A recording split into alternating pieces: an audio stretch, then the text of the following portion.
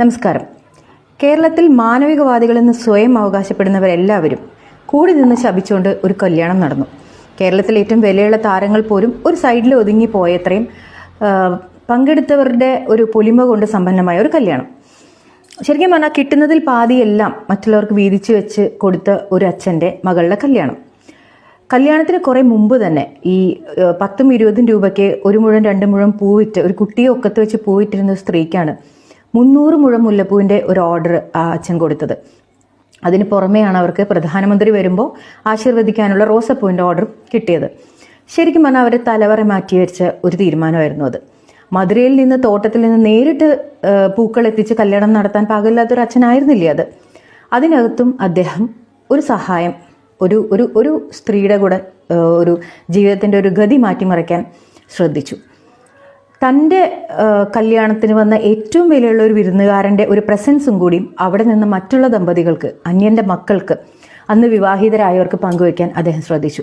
അവിടെ നിന്ന് എല്ലാ ദമ്പതികൾക്കും ഈ ഭാരതത്തിലെ ഏറ്റവും പവർഫുൾ ആയിട്ടുള്ള ഒരു ഭരണാധികാരിയുടെ കയ്യിൽ നിന്നാണ് നേരിട്ട് അനുഗ്രഹവും ആ പ്രസൻസും കിട്ടിയത്. അതുപോരാഞ്ഞിട്ട് ജസ്ന സലീം കഴിഞ്ഞ മാസം ഞാൻ കണ്ടുമുട്ടുമ്പോൾ ആ കുട്ടിക്ക് പ്രധാനമന്ത്രിക്ക് തൻ്റെ ഒരു സമ്മാനം കൊടുക്കണം എന്നുള്ളത് എത്ര വലിയ ആഗ്രഹമായിരുന്നത് എനിക്ക് നേരിട്ടറിയാം.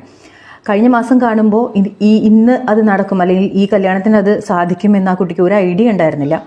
പക്ഷേ അദ്ദേഹം അത് ഓർത്ത് വെച്ച് ശ്രദ്ധിച്ച് അതിനും ആ കുട്ടിക്ക് ഒരു അവസരം കൊടുത്തു. അതുപോലെ ചെറിയ പ്രായത്തിൽ തന്നെ ചെടികൾ നട്ടു വളർത്തിയ ഒരു പെൺകുട്ടി. ഇതിലൊക്കെ ട്വിറ്ററിൽ ഇവരുടെയൊക്കെ വിവരങ്ങളും ചിത്രങ്ങളും പങ്കുവെച്ച് പ്രധാനമന്ത്രി കുറിച്ചിട്ടത് എൻ്റെ സുഹൃത്ത് സുരേഷ് ഗോപി എന്നാണ്. ആ നേതാവിനെ കണ്ടില്ല, ഈ നേതാവിനെ കണ്ടില്ല എന്ന് ഒന്നും പറയാൻ കിട്ടാണ്ട് കുത്തിത്തിരിപ്പ് തുടങ്ങിയവരോട് സുഹൃത്താണ് അദ്ദേഹത്തിൻ്റെ സുഹൃത്തിൻ്റെ മകളുടെ കല്യാണത്തിനാണ് അദ്ദേഹം എത്തിയത്. അതൊരു പാർട്ടിക്കാരൻ്റെ മകളുടെ കല്യാണമായിരുന്നില്ല അദ്ദേഹം ഉദ്ദേശിച്ചത്. ഈ സബ്കെ റാം എന്ന് പറയുന്ന പോലെയൊക്കെ സബ്കെ PM ആയി അദ്ദേഹം മാറിക്കൊണ്ടിരിക്കുകയാണ്.